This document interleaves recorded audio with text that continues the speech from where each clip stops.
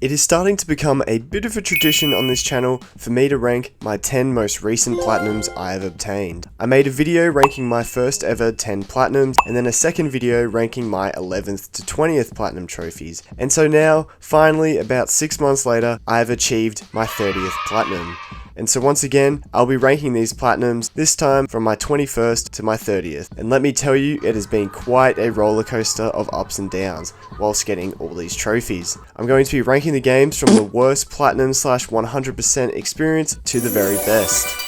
Of course, with this type of video, this is just based on my own opinions and experience with the game, so if you have a different view, I'd love to hear your side down in the comments below. Whilst you're down there, I'd really appreciate it if you dropped a like on the video and hit that subscribe button and turn post notifications on so you never miss out on all the upcoming games I make a video on. Thanks for that, and without further ado, let's get straight to the 10th spot. Number 10. And the game coming in at last place as the worst experience out of the last 10 platinum trophies is Shadow of the Colossus. Now, I'm going to make something clear pretty early on. All of these games that I played, I did enjoy. None of them were really bad games at all. It's just Shadow of the Colossus just happened to be the worst, and it's mainly due to the platinum experience, not the game itself. The gameplay is super unique. The actual idea of fighting all these different bosses or colossi is super awesome. They're all so different from each other, always providing a different experience, and they've done a really good job with the remaster itself. The graphics are amazing. The controls, I believe, are somewhat better. I still think they are a bit clunky in my opinion, and the story is very short and simple but quite effective. In terms of going for the platinum, it is about a 6 out of 10 difficulty and can take around 40 hours, but as you can see, 6 playthroughs. And this is why this was definitely my least favorite platinum I've gone for out of the last 10, is the amount of playthroughs was just so tiring in the end, just having to replay the same bosses over and over again. The trophy Speed King requires you to complete all time attacks. This includes on both hard and also normal difficulty. Essentially, the time attacks are just defeating all the bosses in a certain amount of time, and obviously harder difficulty is slightly harder. So that means you have to defeat all 16 colossi on hard difficulty in time attack mode, and also all 16 colossi again on normal difficulty in time attack mode. Plus, you've already defeated every colossi once on your first playthrough, so that's 16 times 3, that's 48 colossi defeated, and yet there's still more to come. The reason you complete these time attacks is because you unlock the Queen's Sword, which is the best sword in the game, allows you to pretty much instantly kill all the colossi. Because now that you have the Queen's Sword, you are able to go for the Speed Demon trophy, which is to complete hard mode in pretty much 6 hours, and the Queen's Sword makes this very easy to do. But once again, that's another 16 colossi defeated. So up to this point, that is 64 colossi defeated, but that's not even the main grind yet, as one of the trophies you have to max out Wanda, or the main character's health and stamina all the way to the max, which takes forever. But the quickest method to do this is to continue to defeat the first 2 bosses over and over again. So you defeat them, then you start up a new game plus, so all your progress carries through, and you just keep doing a brand new game plus, just defeating the first 2 bosses over and over again. By far the quickest method, but it still takes hours, and this just sucked. This completely ruined the experience. It was way too grindy. It was so boring that I literally watched my friend play through Crash Bandicoot 4 on his share screen. So by the end, looking at my stats, for some reason they don't count the time attack colossi defeated, but I would say I defeated around about 120 plus colossi in the end. Remember, there's only 16 unique ones in the game, so I did repeat lots of them over and over again, especially the first colossi, and so by the end I was so glad this was done. Shadow of the Colossus, really good game, highly recommend you try it out. In terms of going for the platinum, I cannot recommend it at all, not very good. Number 9. In at number 9, and probably 8 and 7, I have the Crash Bandicoot Insane Trilogy. So these of course are the most recent platinums that I have got, and I'm also currently working on number 4, but of course that will be in the next 10 ranking. Originally I was going to kind of clump this whole trilogy together, as it technically comes as one game on the PlayStation Store, but it does have 3 separate platinums for each game. So I thought I better stick to the ranking and complete it for you guys and not take the easy way out. And so in at the true number 9, I would probably put Crash Bandicoot 3.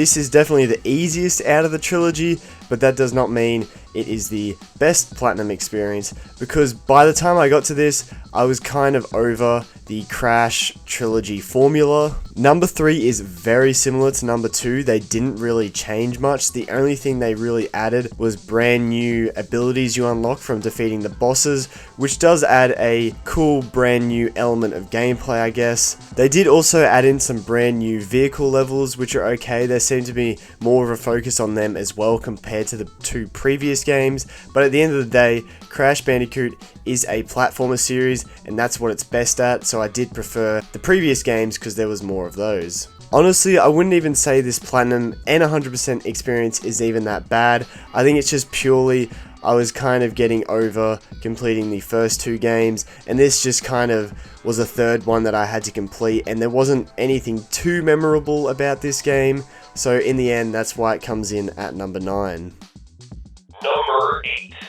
And so, as I mentioned previously, the other 2 Crash Bandicoot games are going to be 8 and 7, and for 8 I decided to go with Crash Bandicoot 2. So as the trilogy goes on, the games do get significantly easier. So this game, number 2, is definitely easier than number 1, but it is still harder than number 3. And so the reason why it's here, as I mentioned earlier, is it is very similar to Crash 3. Both games have pretty much the exact same mechanics. Number 2 definitely did add a little bit more from number 1. You can now slide along the ground and crouch, and also nitro crates were an interesting addition. In terms of the trophy list, it is pretty much identical to both number 1 and number 3, including story trophies, miscellaneous trophies, and the main trophies in Crash for collecting all the time trial relics and the gems. That's where the difficulty comes in. And so really, once again, it was more of the same, and that's why I have this at number 8.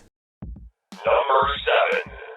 And of course at number 7 is Crash Bandicoot 1. This is definitely the hardest out of 3, including the DLC Stormy Ascent, which is definitely probably the hardest level in the whole trilogy. But I think that difficulty elevates it to the best out of the 3. For me personally, it was the proudest one because it was the first Crash Bandicoot game I completed, and it's also the hardest out of the trilogy. And I think that extra difficulty really makes you think about the game and actually gives you a good challenge, whereas for both number 2 and 3, you kind of start to just go through the motions, just trying to get all the levels done as quick as you can. And I would say that the levels are definitely more memorable in the first game. Some of them are very iconic. For example, the high road. However, it was really tough for me to put this as the best out of the trilogy because the second and third game definitely do add in some features that make the game a bit more fun, including double jump and the sliding and the slide jump, and also the fruit bazooka in the third game. But on the flip side of that, the first game is so good because it is so simple. There's nothing extra going on. It's just pure platforming, and it is a real challenge. Sometimes those extra things they added in the later games just made some of the levels a bit too easy. All in all, you could probably have 1, 2, and 3 mixed in whatever order you like, but for me, number 1, the one that started off all, was nice and simple, and it wasn't a repeating formula like in the other 2 games. And overall, I would probably recommend you go for these platinums. They do feel nice to get them, and I mean, really, you're probably not going to play the game just to play the game. Like, it kind of is a game that is meant for getting trophies on, especially now anyway, that it's a few years old. It has also gained that reputation in the trophy YouTube community as that first hard game that you go for. So overall, I would probably recommend them. Number 6. Up next, I've decided to put my 27th platinum, which was Returnal. Now this is a roguelike 3D shooter, so every time you die you have to go all the way back to the beginning, but each run is different as you unlock new upgrades and different weapons as you go, and you get slightly stronger and also more skilled at the game. The gameplay itself is amazing. It got me hooked straight from the start and I was addicted to playing it. It was so much fun. All the enemy types are really interesting, and all the different bosses as well cause a real challenge, and you have to it really does feel like you're getting better at the game because there isn't too many upgrades in the game, not permanent ones anyway. So in order to progress, you pretty much do have to literally get better at the game. The graphics are fantastic. The story itself, I don't really fully understand, but it is interesting to research and think about. And also the DLC is fantastic. My only issue with this platinum experience are completing these surveys for each biome or each area of the game. In particular, one collectible, the xenoglyph ciphers, they are RNG. You aren't guaranteed to get them on your run, so it can take multiple attempts just to try and get one xenoglyph. And also there's no way to track them, so you don't know which ones you're missing. And this means that guides are kind of hard to follow, because by the end of the game I couldn't remember which ones I had picked up or not. And they do spawn in set rooms in each biome, but some rooms are more rare than others and they don't always appear. Luckily, in the end, I was just scrolling through the PSN Profiles forums for Returnal, and someone had actually gone through and matched up each xenoglyph cipher to the card that was shown on the PlayStation hints pop-up. And so this was a very scuffed way of figuring out which xenoglyph ciphers I was missing, and so then I could follow the guide to figure out exactly what room I needed to look out for in order to find that final cipher. But it took me so long to figure this out, and I wasted heaps of time just looking around for ciphers, and I was getting super annoyed not knowing what to do. Luckily, that forum and guide saved me, or else I don't know what I would have done. So that's the reason it comes in at number 6, because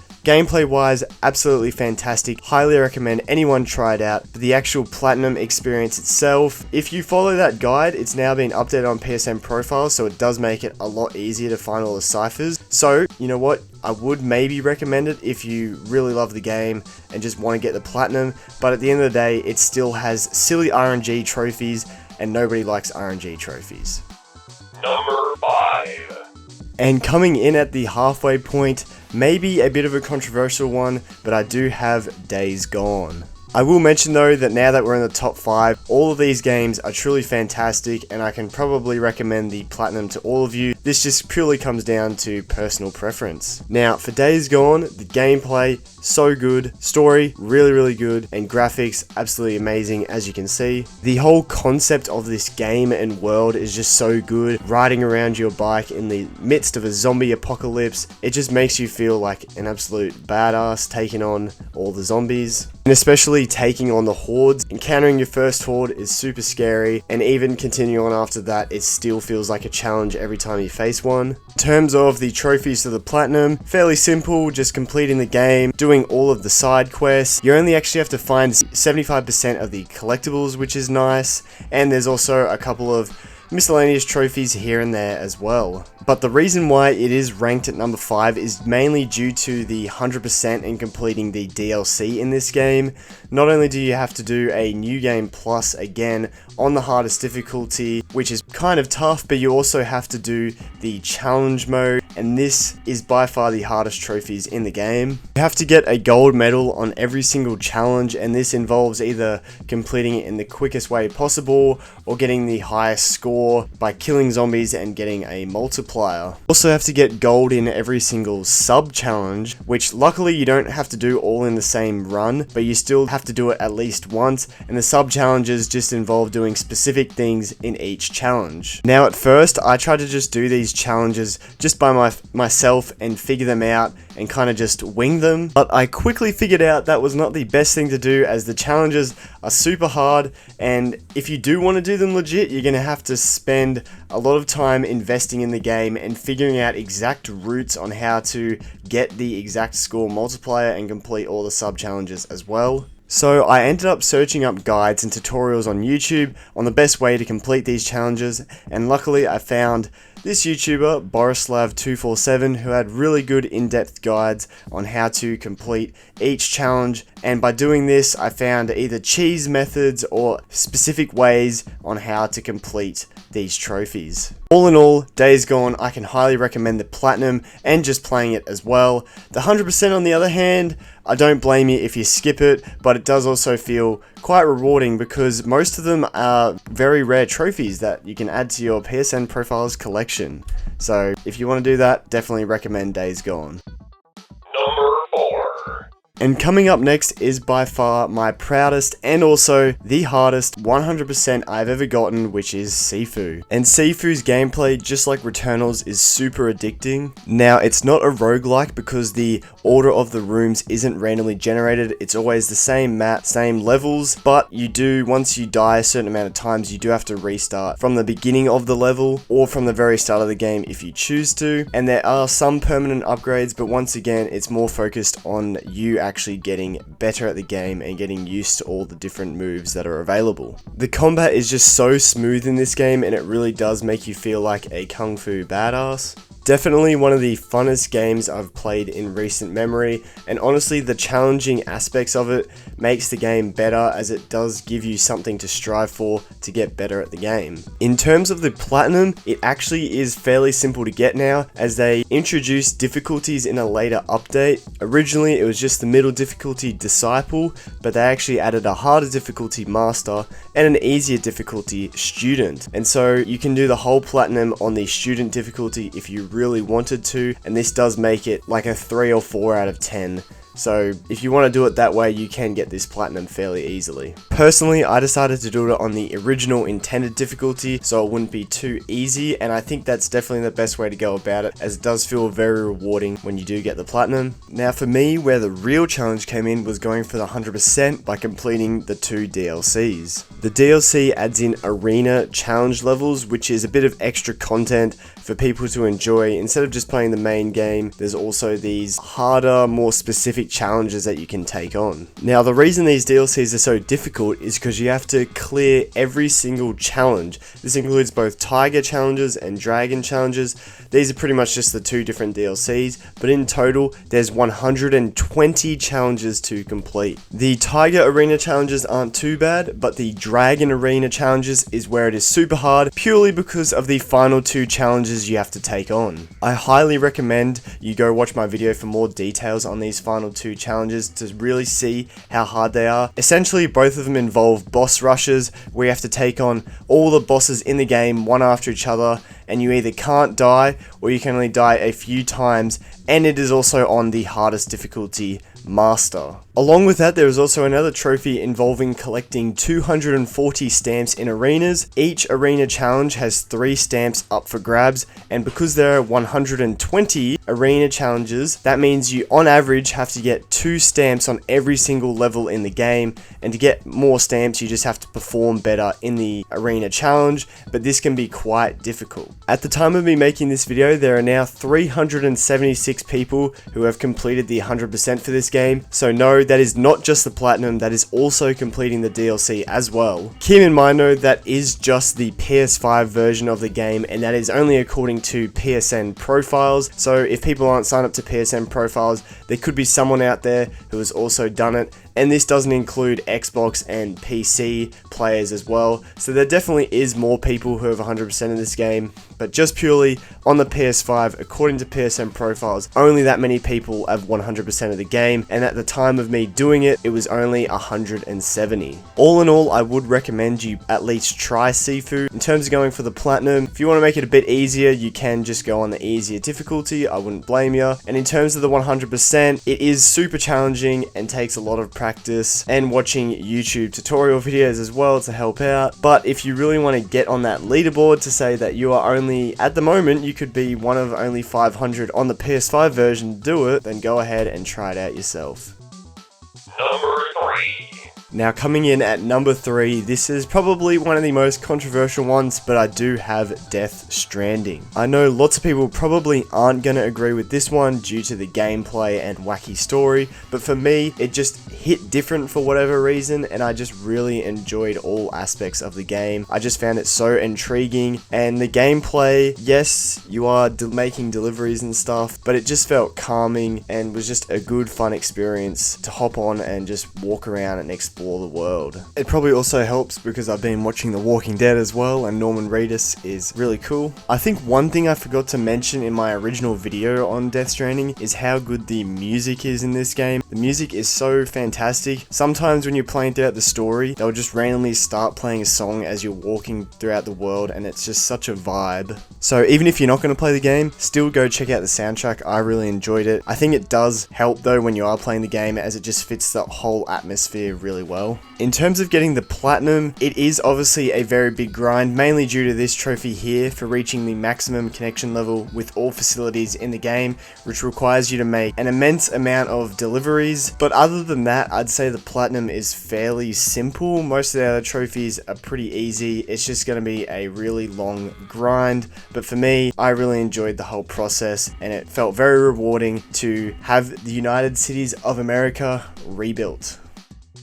Number 2. And so coming in at number 2, I have Spider-Man 2. Honestly, I haven't got much to say about this game. I think everyone knows how good these Spider-Man games are. They are perfect games to platinum. They aren't too hard. They still provide a little bit of challenge, but they're definitely one of the easier games to get the platinum on out there, but still with rewarding gameplay and an awesome story. Number 1 is probably still the better overall story. Definitely more memorable, and of course being the first game, it just has that charm to it. Then again though, number 2 still has such an amazing story. Probably two of the best villains so far in the whole franchise, Venom and Kraven, so good. In terms of gameplay though, this is definitely the best it's been. Of course you have access to both Peter and Miles, and their new Venom and mechanical arm abilities along with the symbiotes is just so much fun, adds another element of depth to the combat. Same with the parry ability now as well. And in terms of traversal, the web wings and the speed of travel is such an improvement on the first game. And then also the web lines to help with stealth really adds another element of stealth as well. So gameplay wise, it is definitely the best Spider-Man game out there. Overall, I would definitely recommend you play this game, because at the core of it, at the end of the day, it is just a really fun game, and who doesn't want to be Spider-Man? In terms of the platinum, very easy as well. All the Spider-Man games are such a great intro start to get into the platinum trophy hunting world. Number 1.